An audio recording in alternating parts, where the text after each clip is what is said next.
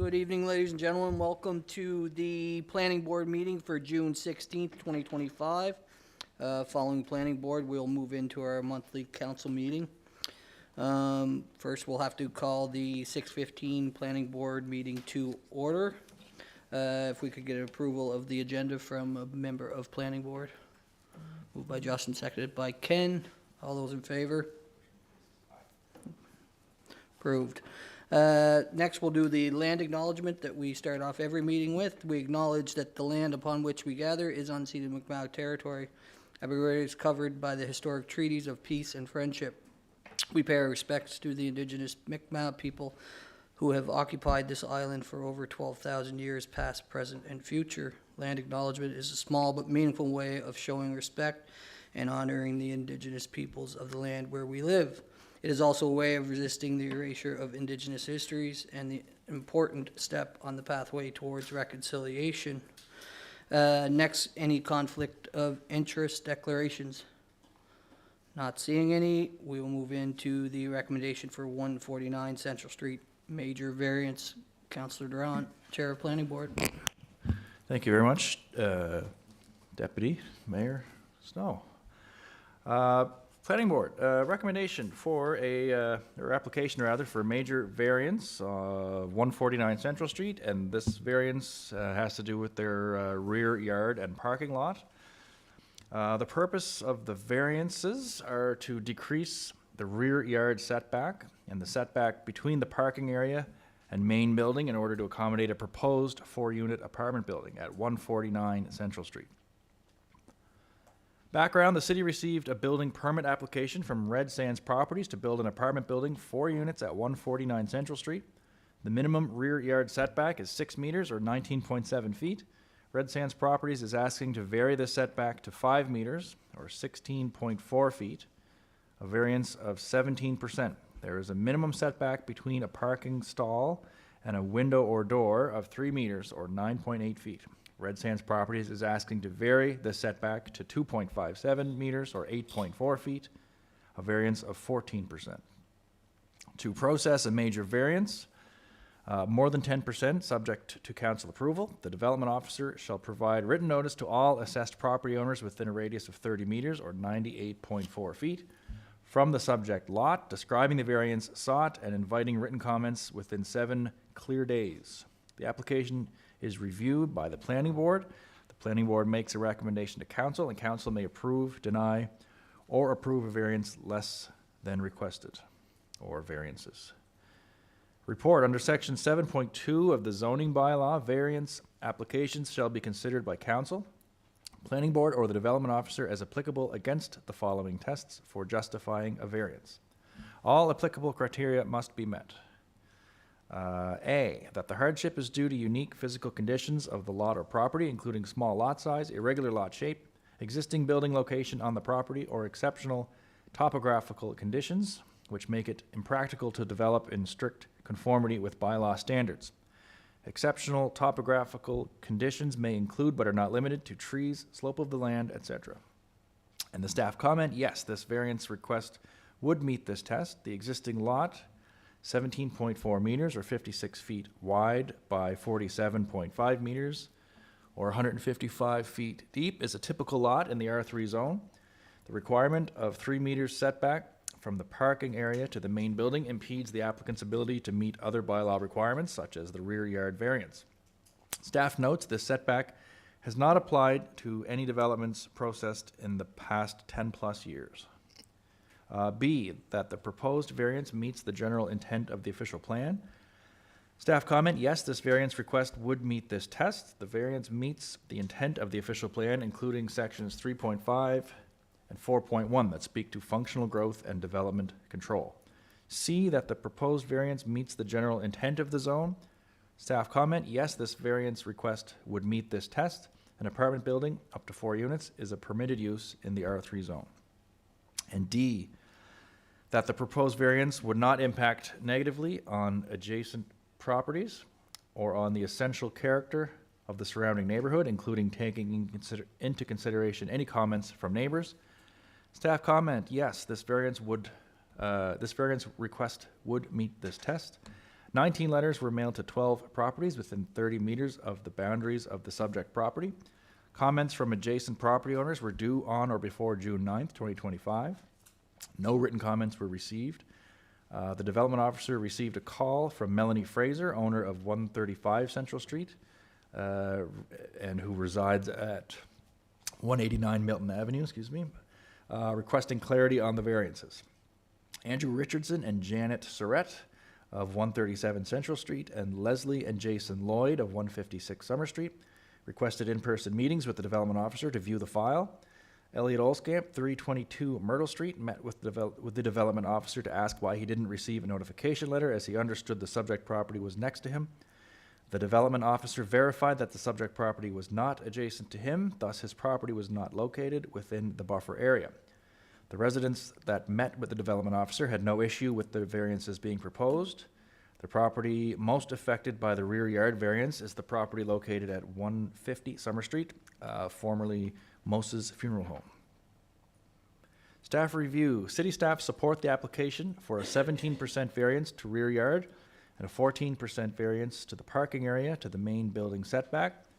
Staff are currently preparing a number of housekeeping amendments for council's consideration. One of the amendments being considered will be the setback requirement from a parking area to a main building. Staff researched the reasoning and intent for the setback requirement, as it only serves the subject property and in turn impacts the required yard setbacks, resulting in variance requests. In this particular application, the absence of this requirement would have allowed the applicant to move the building closer to the parking area and achieve the required minimum 6-meter rear yard setback. As per section 7.3 of the zoning bylaw, the planning board shall make a recommendation to council on this application before it is approved or denied. The planning board recommendation, whether carried or defeated, will be brought forward for council for a final decision. The planning board recommendation, the application received from Red Sands Properties to allow a rear yard setback of 5 meters or 16.4 feet, resulting in a 17% variance and a parking area to the main building setback of 2.57 meters or 8.4 feet, resulting in a variance of 14%, be recommended to be approved by council. Moved by myself, and I would ask for a seconder from planning board. Councillor Adams. Any questions or comments from council? Hearing none. Councillor McDougall. Yeah, just because it's a 4-unit, I'm not totally against it, but if it was in a residential area, but it's R3, this is zoned R3 here now, right? Yeah. So. Yep, that's correct. So why, again, do we have to have the variance at the back? There seems to be lots of room at the front for the parking. What is the issue? Couldn't they move the parking instead of? So there's 2 setbacks that are required. There's one between the parking area and the main building, Right. and that's supposed to be 3 meters. Yeah. And then your rear setback is 6 meters. They were trying to at least minimize this major variance from 2.57 meters to 3, from 3. So why couldn't they move the parking? They could have moved it further, but then we would have been, in order to gain the other meter, we would have been very close to 50% variance on the front. They still would have required a variance either way. And this setback is the one that we're looking to have council consider to eliminate it. Okay. If we wouldn't have had a setback here, they would have moved the building forward and met the setback, and we wouldn't be here tonight. Okay, the setback at the back is 5 meters? Yep, The setback of 2.57? yes, is at the front, between the Is that- building and the Right. parking area. So where the 4 parking spots are, Yep. why couldn't those be moved closer to the street? Because we require a 6-meter, what we Okay. call a 6-meter throat from the sidewalk to the parking lot, so that if there's a car coming out of there, they have a place to stop before they go Okay, right so in. there's no variance allowed on that? No, not on this 6-meter throat, that's Right. more of a Okay. safety. Yeah, that explains that then. Thank you. Can you explain, and the fact that you're bringing it back to council, but the reasoning for the 3 meters at the front, is that a safety issue as well? Like, to avoid cars from running into the building, or what was the reasoning behind that to begin with?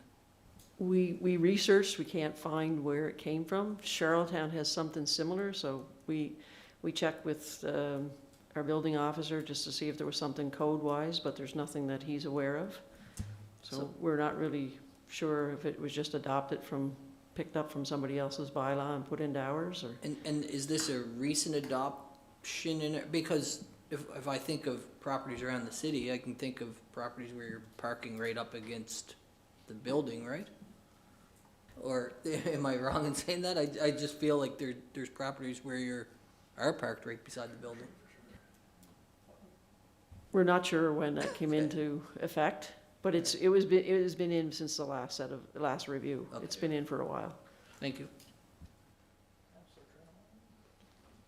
Sure, So I guess in terms of I see the 2.57, my only concern is I can see what looks like, and I want to commend the developer. It looks like there's 4 parking spots and one is a mobility parking spot.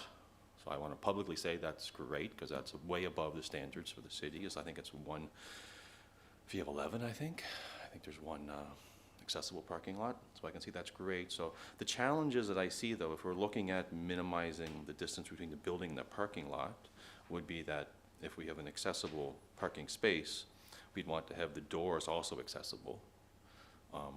And so if there needs to be a ramp, if there needs to be something to that extent, if we're taking away that space between parking and the building, then we're taking away accessibility for some people. Granted, this might just be a 1 floor, right? So there might be maybe not that important. However, in larger projects, if we're looking at the bylaw review, considering that would be definitely a point of contention. In my mind, I've looked at, if you look at all of the R3, the rear lots, they're all 5 meters. So it's just with the apartment building that it's 6. So Yeah, that's correct. yeah, so if you're looking at it being consistent with the surrounding properties, to me that seems to be, even though it is a variance in what we have on the books, I guess, the neighbors beside them would have the 5 meter rear yard as well. So this would be a mirror to that, and the height of the buildings would be the same. So in essence, there wouldn't be, I would say, any difference in the standards to be met. Yeah, so I guess that, but my only caution would be, and I think 2.57 certainly reasonable. I did a little bit of research, and I think that's definitely reasonable in terms of being able to be accessible. My concern would be if we're looking at down the road, minimizing that, and trying to find the safe ground, the most appropriate distance to have. And again, that's not for this conversation, but down the road. But yeah, thank you. Okay, anyone else? If not, we'll just head into the planning board recommendation. Again, it was moved by myself and seconded by Councillor Adams. All members of planning board in favor, say aye. Aye. Opposed? Hearing none, so that will move on to full council. Deputy Mayor. Thank you, Councillor Duran. It's 6:28. Our monthly meeting's supposed to start at 6:30. Well, I think we can probably proceed and call the meeting to order and get clear of some of the initial stuff here in the meeting.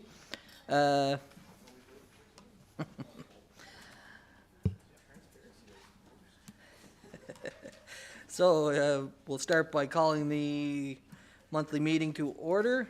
Could I get approval of the agenda? Councillor Bruce McDougall, all those in favor? Oh, seconded by Councillor Duran. All those in favor? Perfect. All right, any conflicts of interest? Not seeing any. Minutes, so approval of the following meeting minutes. In-camera meeting on May 20th, planning board meeting on May 20th, and the monthly meeting of May 20th, 2025. Could I get somebody to approve? All 3 in one, we could probably do it. Okay, so we'll do the in-camera monthly meeting and we'll do the in-camera meeting and the monthly meeting for May 20th to start with. Counselor McDougall, seconder. Counselor Cameron, all those in favor? Then we'll go to the planning board meeting minutes of May 20th. Member of planning board, Counselor Ken. Second, Counselor Duran, all those in favor? Then if we could go to the planning board meeting minutes for June 3rd, 2025. Approval? Counselor Adams, seconder. Counselor Ken, all those in favor?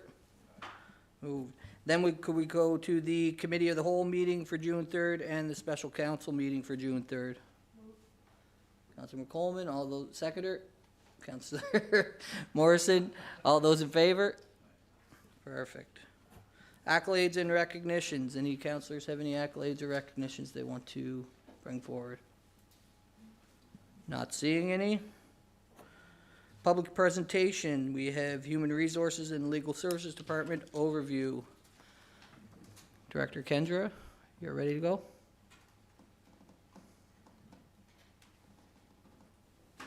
Yes, thanks, Brian. All right. You get to hear from me twice tonight. Okay, so I gather you've been hearing from all departments, and it's my turn tonight. So I'm going to present on the Department of Human Resources and Legal Services. As an introduction, the HR department is a strategic partner that ensures Summerside has the skilled, supported, and compliant workforce it needs. Our work supports efficient service delivery, legislative compliance, and a positive workplace culture. So we have 4 staff in our department. I am the director. Brian Harlock is our HR officer. Ashley Skierman is the HR coordinator, and our payroll technician is Michelle McLeod. And I have the best department. I'm very lucky. It includes Brian.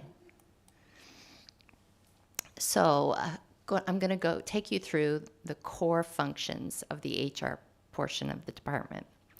So 1, recruiting and staffing. So it's our job to attract and hire qualified staff across all departments. And we attempt to ensure inclusive, transparent hiring and onboarding processes. Number 2, we engage in labor and employee relations. We support respectful workplaces and manage our union relationships, grievances, and the administration of our 4 collective agreements. Number 3, we administer compensation and benefits. We ensure everybody gets paid, and I tell Michelle and Brian every week or every second week, depending on the week. Thank you every week for making sure we all get paid. It's a harder process than you would think. We administer benefits and our pensions. And we ensure internal equity and market competitiveness in terms of our pay and benefits. Number 4, health, safety, and wellness. We ensure compliance with occupational health and safety laws. We manage duty to accommodate situations where people have trouble due to illness or injury doing their full job or full scope of their jobs. We manage WSIB claims or workers' compensation claims. And we promote and focus on wellness initiatives. Number 5, training and development. We deliver training to build skills and leadership, and we support succession planning and professional growth. Number 6, performance management. We promote accountability and continuous improvement, and we support managers with coaching and performance tools. 7, compliance and strategy. 7, our policy and legal compliance. We maintain HR policies aligned with legislation, for example, the Employment Standards Act and the Human Rights Act. And we conduct workplace investigations and ensure fair processes under those investigations. 8, diversity, equity, inclusion, and accessibility. We promote inclusive hiring and respectful workplaces. 9, HR data and systems. We manage a lot of confidential employee records and use our HR technology to manage all that data. We also use this data to inform workforce decisions and planning, such as you saw earlier tonight. 10, organizational development. So we advise on staffing structures, change management, and cultural initiatives. We align people strategies with municipal goals. And lastly, employee engagement. I love how they have the ring there. Deliver engagement surveys, recognition programs, and morale building activities. So in conclusion, HR is more than hiring and paperwork. We are a key enabler of service excellence, legal compliance, and employee well-being. And together we build a resilient, capable, and future-ready workforce for our community. Doop. Oh, right, legal services. The unexciting part of the department. So through our legal services portion, we assist departments with their legal support requirements. We work with external legal counsel to ensure compliance with municipal and provincial laws. We ensure contractual relationships are supported by appropriate documentation. And we assist with and help coordinate the city's responses to a variety of legal disputes. That's it. Thank you, Director Gunn. Any questions, comments from council? Okay, Go ahead. Councilor McColman, go ahead. I just, thank you for that.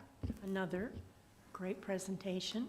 I know sometimes at budget time, there's discussion about legal, external, internal, whatever, and I think you really captured it well by explaining, and I think CIO has too, that, you know, sometimes we need that external point of view when we're working on things.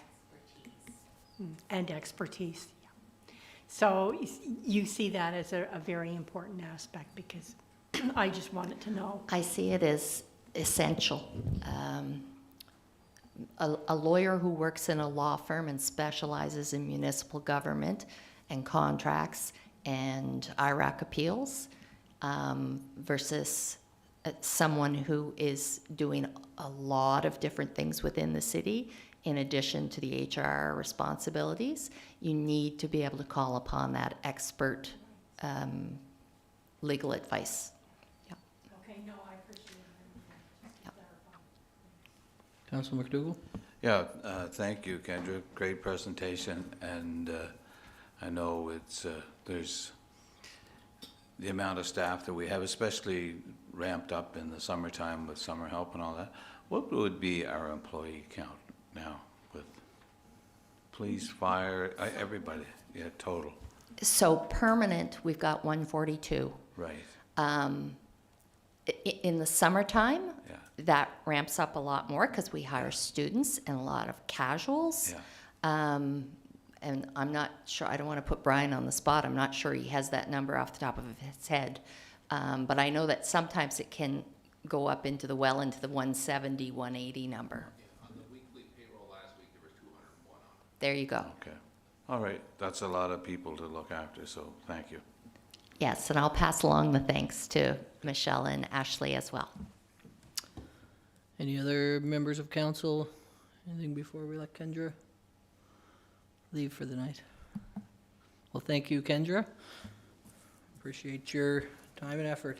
Thank you. Next would be appointments to committees. There's no appointments to committees. Then we'd go into introduction and reading of bylaws and resolution. First up is resolution COS 25-067. And I believe that is Councilor Coleman. You have that one? Just the resolution? Yep. Thank you, Your Worship. I'm bringing forth Resolution COS 25-067, moved by Councillor Norma McColman and seconded by Councillor Nick Cameron. Whereas City Council wishes to modify the summer meeting schedule, be it resolved that as per CS2 procedural bylaw, Council cancel the August 18th, 2025 monthly meeting. And it was moved by, again? Myself Yep. and Councillor Nick Cameron. All right, council, we all heard the resolution. Any comments, questions from members of council? Not seeing any. Call for the vote. All those in favor indicate by saying aye. Aye. Contrary, nay. Not hearing another.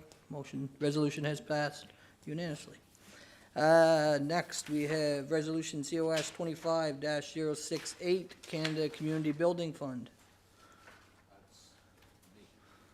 Councillor McDougall.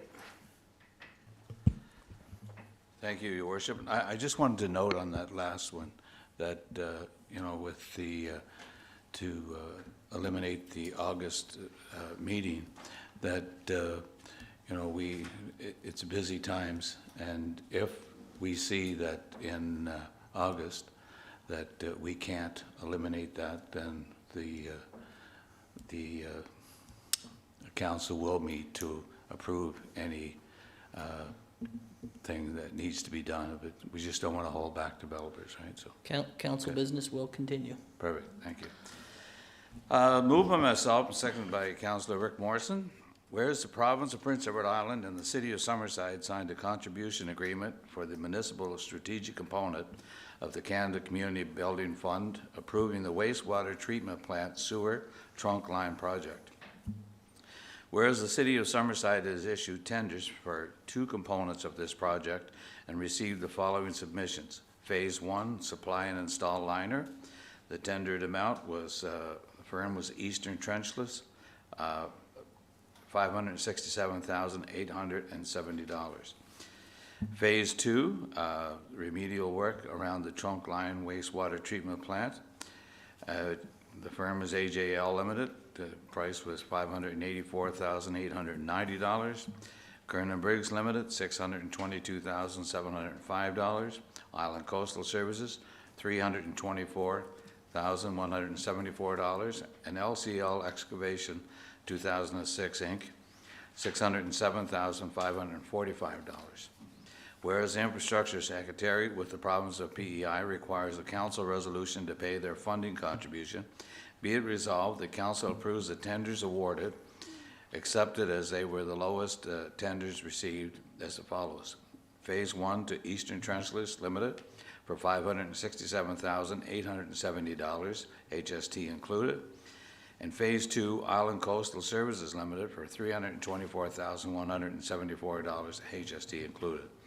Other expenditures such as surveying costs, engineering costs, pipe, etc., total $75,492, which brought the project total to $1,136,147, net of HST recoverable. Thank you, Councillor McDougall. Resolution COS 25-068, moved by Councillor McDougall, and who seconded that, Councillor McDougall? Councillor Morrison. Seconded by Councillor Morrison. We've all heard the resolution. Any comments, questions, statements of council? Councillor Trenholm.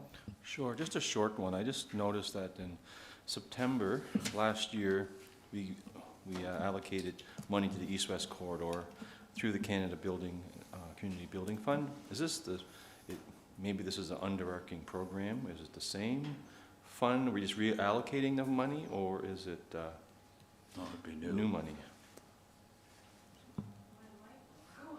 That is actually a different program. That is the direct allocation that we receive. Yes. This was an application-based stream. perfect. I thought, yeah, because it's a municipal strategic component, so I figured it may be different. I just wanted to ask for clarification, so très bien, thank you. Great, thanks. Thank you, Councillor Trenholm. Any other questions from members of council? Not seeing any, we'll call for the vote. Resolution COS 25-068, Canada Community Building Fund, moved by Councillor McDougall and seconded by Councillor Morris. And all those in favor indicate by saying aye. Aye. Those opposed, nay. Passed unanimously. Next up is Resolution COS 25-069, Rural Growth Initiative Funding Program.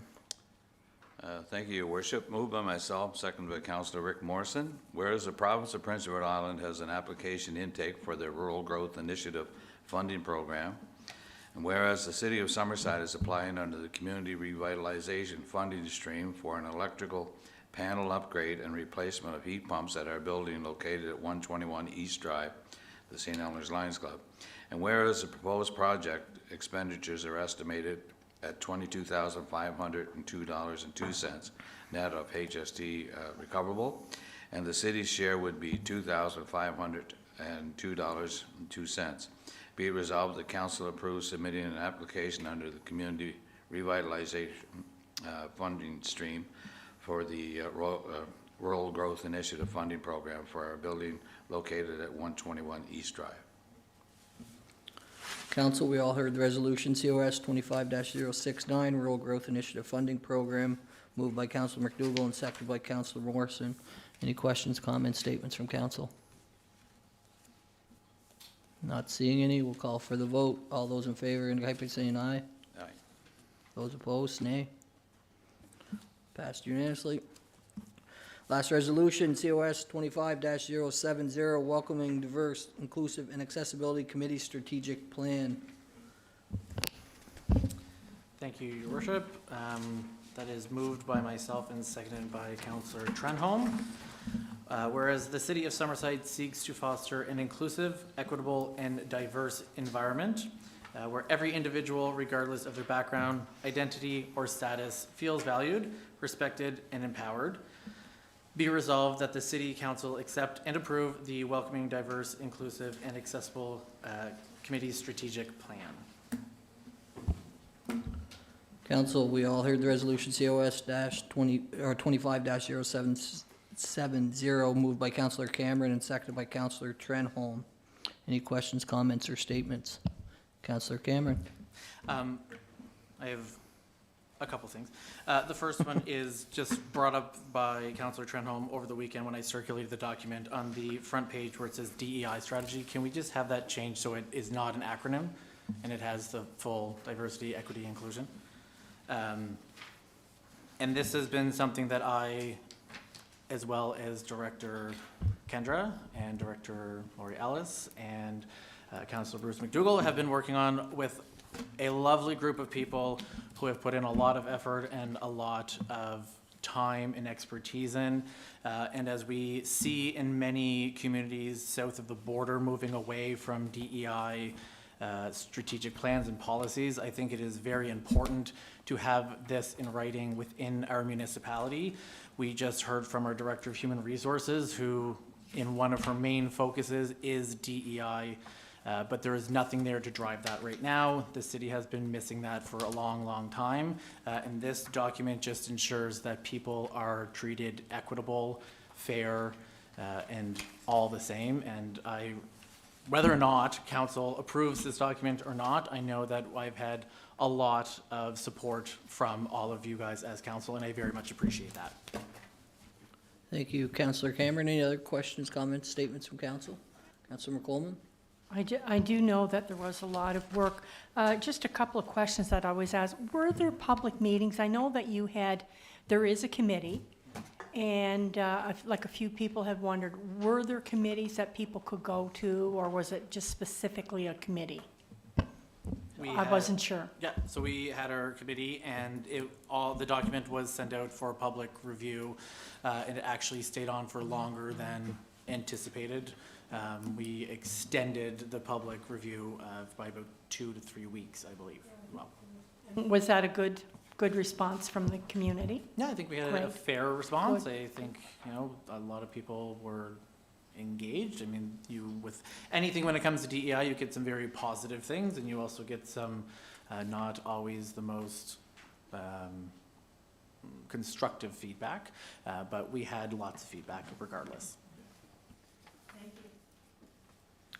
Any other further comments, statements from council? Not seeing any, we'll call for the vote. Resolution COS 25-070, moved by Councillor Cameron and seconded by Councillor Trenholm. All those in favor indicate by saying aye. Aye. Contrary, nay. Passed unanimously. Next, we'll go into department reports. Department report A is mayor's report. I missed it sort of at the start.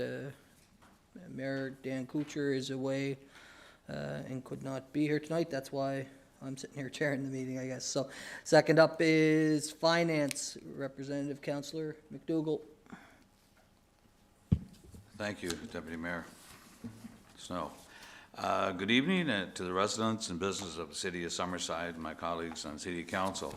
I'd like to start my report with a few reminders to our utility customers. The customer portal is available where you can review your account details, access your utility bills, and make payments by credit card and Visa. Please see our website, www.summerside.ca, and click on My Utilities in the top right-hand corner. Top right-hand corner. Who did that?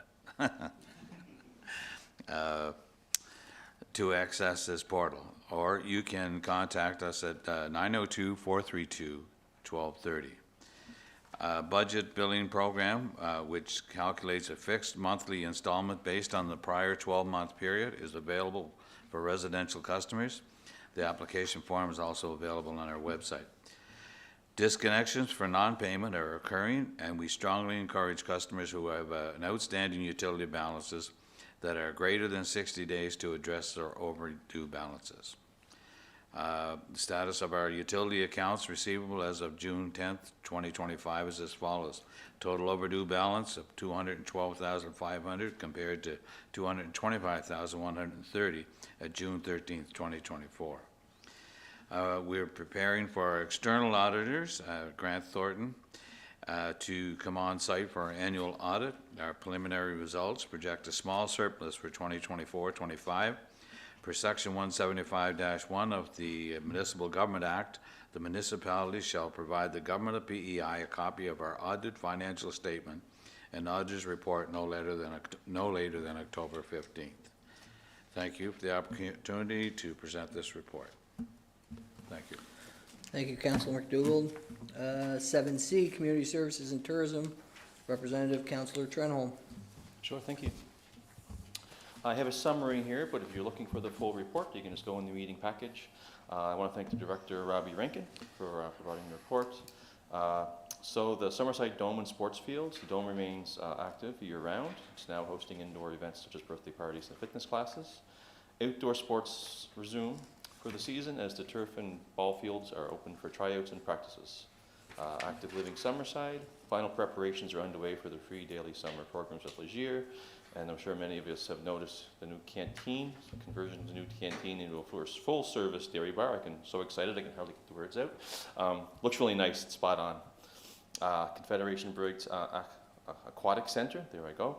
The center welcomed 210 Aquafit participants and hosted a sensory swim with the Autism Society.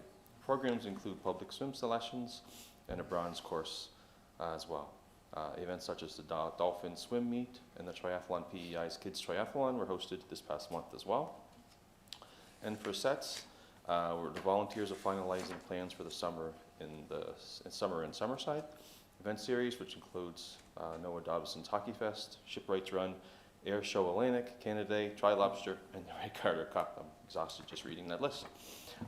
Box office and ticket sales in May, there were 42 convention hall bookings, including annual events like this PEI Sports Hall of Fame banquet, government meetings, and the Asian Heritage Month celebration.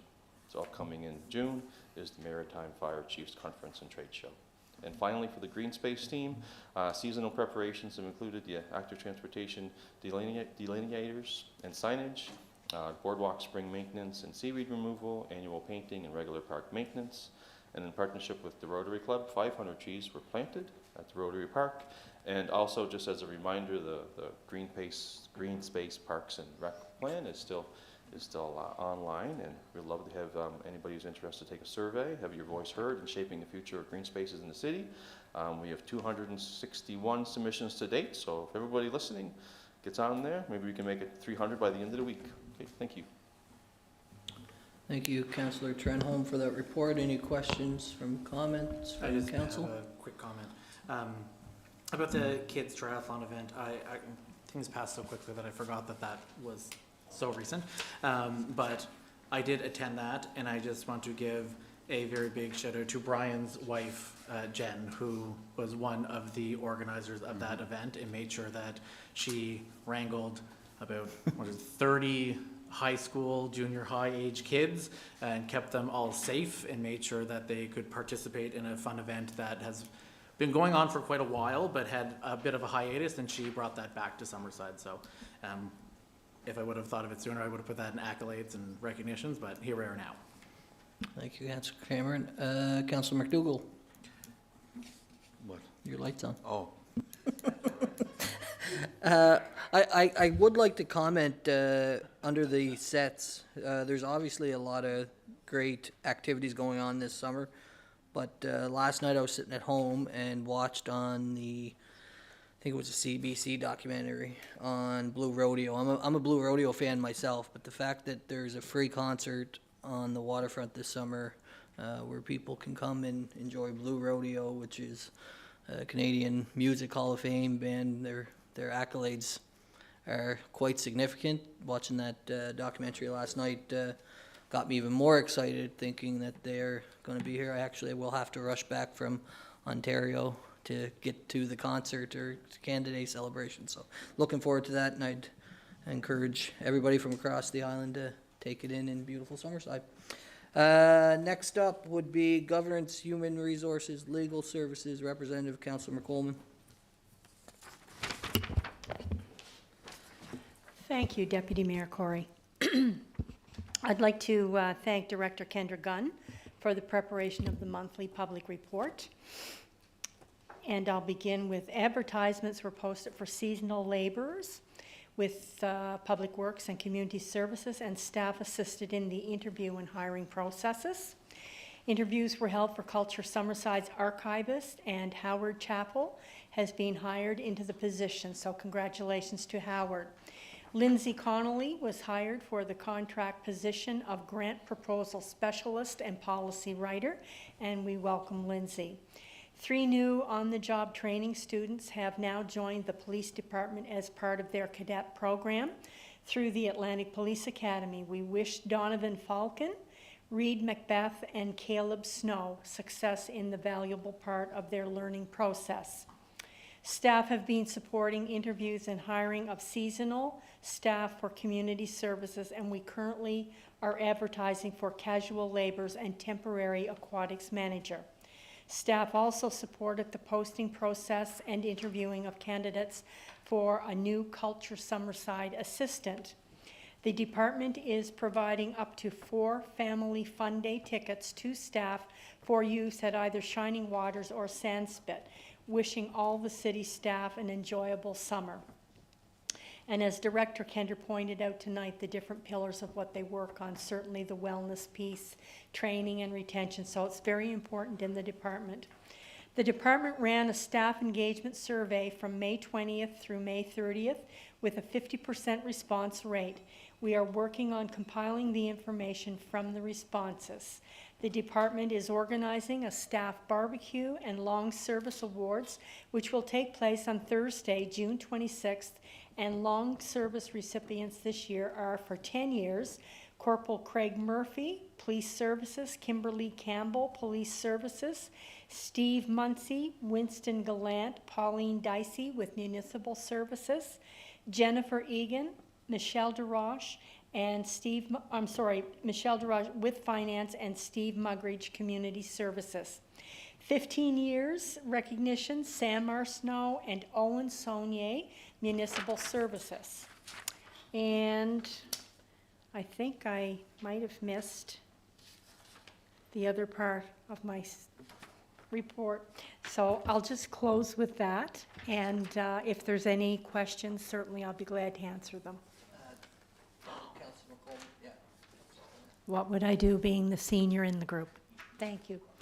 20 years, Brian Harlock, Human Resources, Gary McGinnis, Technical Services. 25 years, Corporal Jennifer Driscoll in Police Services. And then concluding the report, staff attended the monthly Joint Forces Committee meeting, and the CAO and the group members in the meeting completed the City Hall safety inspection. Staff attended the National Payroll Institute Conference in Calgary. It was a great opportunity to network with fellow payroll professionals, learn about upcoming changes legislatively, and to hear about the future of payroll.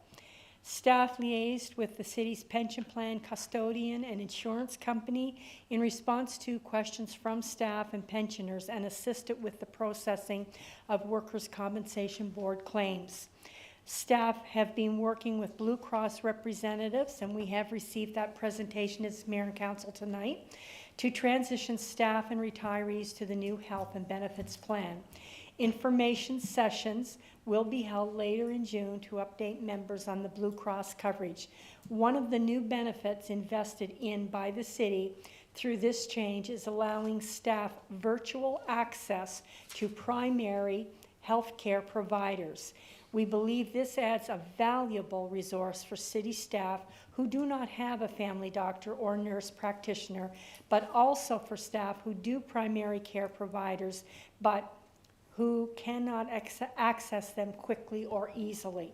And finally, in the report, the department continued working with various city departments and external legal counsel in support of the city's staffing, HR, human resources needs, and legal matters involving reviewing contracts, leases, and supporting legal work involving civil claims on behalf of and against the city. And that concludes the report from Human Resources. Thank you, Councilor Coleman. Any questions, comments from staff or from council, sorry?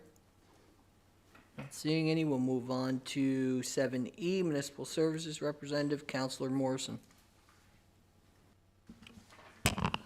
Thank you, Deputy Snow. I'll just touch on a few of the highlights for the last month. Public Works, Water and Sewer. The Operations Group is continuing hot asphalt patching throughout the city. This effort is thought to be completed by the end of July. As of June 10th, 117 of the 190 crosswalks have been completed. Centerline painting should be done by the end of June. And after this, they'll tackle the stop bars and arrows will be started and refreshed. Street sweeping also continues throughout the city. Electric utility highlights: there is a city-wide scheduled outage for June 22nd between the hours of 1 a.m. and 5 a.m. to allow the line feeding the city to be raised to allow for future addition of traffic actuated lights at the intersection of Ryan Street and McCune Road for the newly constructed east-west connector roadway. Also, the newly constructed distribution line called R12 that heads out Water Street East is completed and now ready to feed increased loading for that area of the city. This will also ready the infrastructure for future land developments in the east-west connector land corridor. Upgrades will be happening to electrical circuits along Pope Road and Bay Avenue this summer as upgrades are completed to support increased electrical loading in those areas. The electrical upgrades for Meadow Heights subdivision have been completed. And I would like to thank Director Greg Goody for that report. Thank you, Councilor Morrison. Any questions, comments from council? We'll move on to 7F, Arts, Culture, and Diversity. Representative Councilor Cameron. Thank you so much. I'd like to thank Director Lori Ellis for this report. The Summerside, sorry, I have to pick this up. My eyes aren't as good as I thought they were. The Summerside Arts Festival, which is currently underway and ends in a couple days on June 18th, with hands-on workshops, live performances, art alley at the farmers market, a community art project. This year's festival invites everyone to get inspired and make their mark. Partners include the Government of Canada, City of Summerside, Art Buds, Harbourfront Theatre, Eptech Art and Culture Center, College of Piping, La Belle Alliance, Home Hardware, Evermore Brewing Company, Summerside Farmer Market, Creative PEI, Holman's Ice Cream Parlor, Summerside Arts Club, and area schools and artists. If you haven't gotten a chance to check anything out, I suggest you do in the next couple of days. I was not able to attend the art battle, but I heard it was sold out and it was very good. Coming up is the Old Fashioned Carnival on this Friday, June 20th, from 4 to 7. The carnival has become an important community celebration, which many families look forward to. Everyone is welcome, and any counselors looking to become involved in the delivery of this community event are invited to contact Lori Ellis at Culture Summerside, 786-7432. Also coming up in July is the Lobster Carnival, which will be July 10th, 11th, and 12th. Culture Summerside is finalizing any last-minute details and continues to reach out to community for volunteers, parade entries, and building of excitement. Details can be found at the summersidelobstercarnival.ca. Culture Summerside would like to thank any counselor who have already expressed any interest in getting involved, and there is another opportunity to get involved if you're interested. Same number as above. Lori. Museum sites. The tourist season is well underway at the Culture Summerside sites. 7 summer students have been hired and have already been delivering tours. This one is actually quite interesting. The public art installation, if you haven't been down to the boardwalk yet, right beside the brand new renovated shipyard market, you will find 3 giant mackerel fish. So it's an art installation titled Holy Mackerel by Patrick Burnett, and it is quite a good Instagram-worthy photo or TikTok for the kids. So get down there and take some pictures and promote it. It's really, really cool. And then for some other upcoming programming, the Summerside Latino Festival will be July 26th. The Diversity Festival will be July 27th, and Summerside's 2nd annual Pride Walk and Barbecue will also be on July 27th. Thank you. Thank you, Councillor Cameron. Any questions, comments from Council? Councillor Adams. I don't know who it falls under, but when are we putting the swings back up? Down by Jim? CAO DeRoger. Tomorrow. Okay, great. Tomorrow. There you go, just like that. Perfect. Any other questions from council? Not seeing any, we'll move on to 7G, Technical Services, Representative Councillor Duran. Thank you, Deputy Mayor Snow, and thank you to Aaron McDonald for preparing the report, Director of Technical Services. The 2025 construction and capital project season is well underway. The majority of our capital project tenders have now closed and have been awarded, with a few remaining to be finalized. This work will continue until all planned projects have been tendered. Initial tenders, paving, sidewalks, water main replacements, and sewer main replacements are already in progress. So it's summer in the city. Citywide map outlining the locations of planned projects for the year is available and regularly updated on our website. Residents are encouraged to check the site throughout the season to stay informed on project timelines and developments. Our planning and development team continues to meet with developers exploring new opportunities in the city. Several planning matters will be brought forward to council this month as part of our regular process. Staff are also working closely with the Planning Advisory Committee to move information and proposals through the appropriate channels. In May, the city issued 20 building permits valued at just over $1.91 million, bringing the year-to-date total to 64 permits and a combined value of $11.65 million. These included 1 institutional alteration, 1 single-family residence, 6 semi-detached homes, 2 residential additions or alterations, 5 decks, 1 accessory building, 2 demolitions, and 1 sign permit. Notably, several apartment buildings received occupancy this month, including 1 each on Schooner Avenue, East Drive, and Tower Street. And as always, our staff are available to assist residents and developers with planned projects. With construction season in full swing, now is an ideal time for anyone considering a development or renovation to reach out to city staff for guidance. Thank you. Thank you, Councillor Duran. Any questions or comments from council? Not seeing any, we'll move into 7H, Economic Development and Growth. That is a report by myself. So Thank you to Director Mike Thatuska for compiling the report.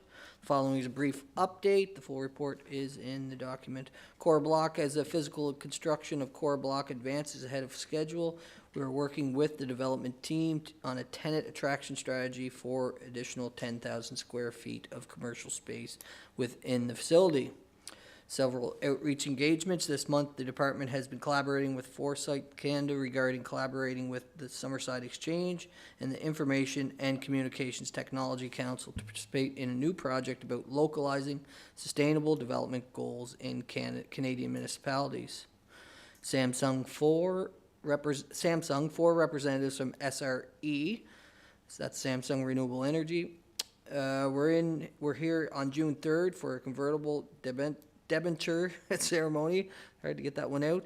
This is the final formal piece of the Sunbank project and essentially represents its successful conclusion.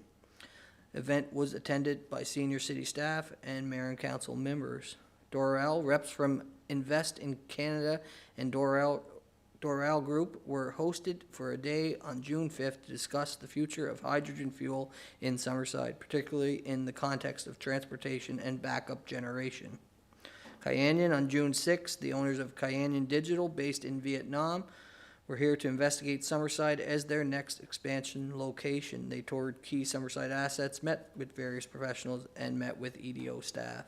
They were impressed with Summerside's progress, and despite being a small city. Client servicing, 21 served clients previously this month. Monthly report topics include available spaces, labor, immigration, servicing peer organizations, city internal servicing, investment visits, and retail and industrial real estate. This concludes the economic development report. Next, we'll move on. Any questions or comments on the economic development report? Not seeing any. We'll move into 7I, emergency services and communication.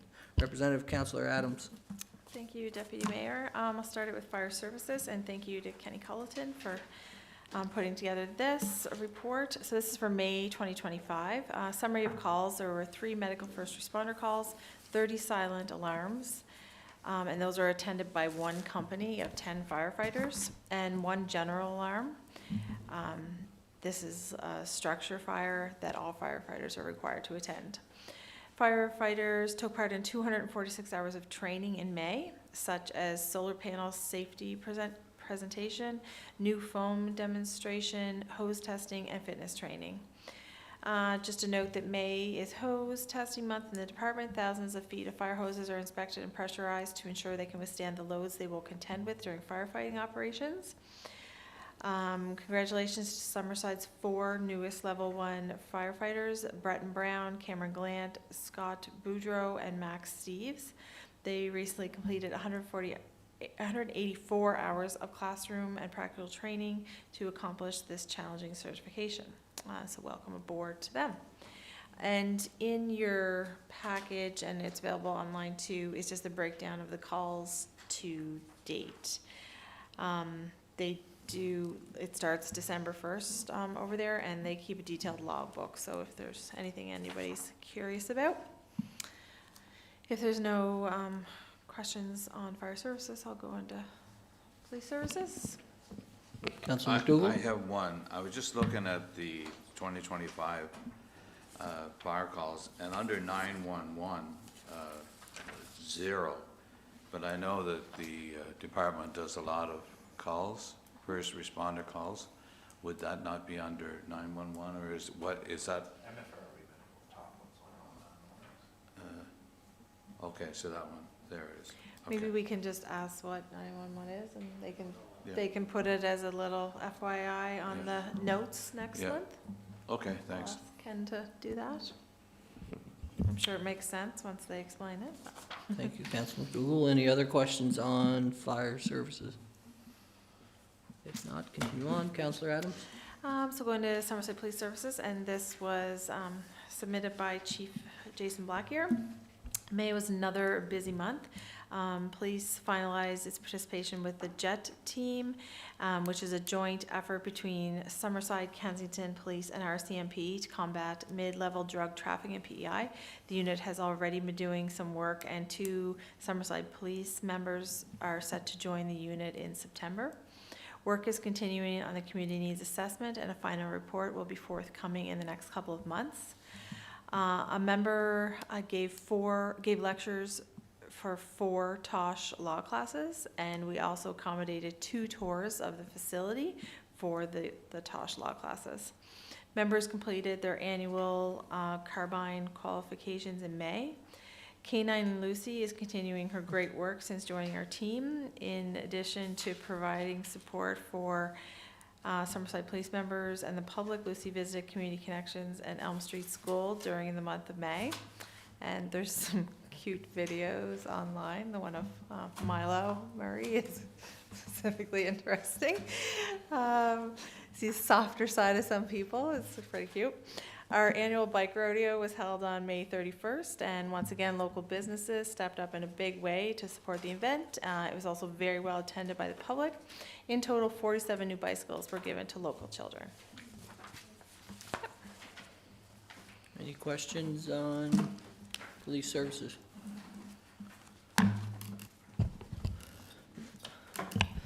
Thank you, Councillor Adams. With that, we'll move for adjournment.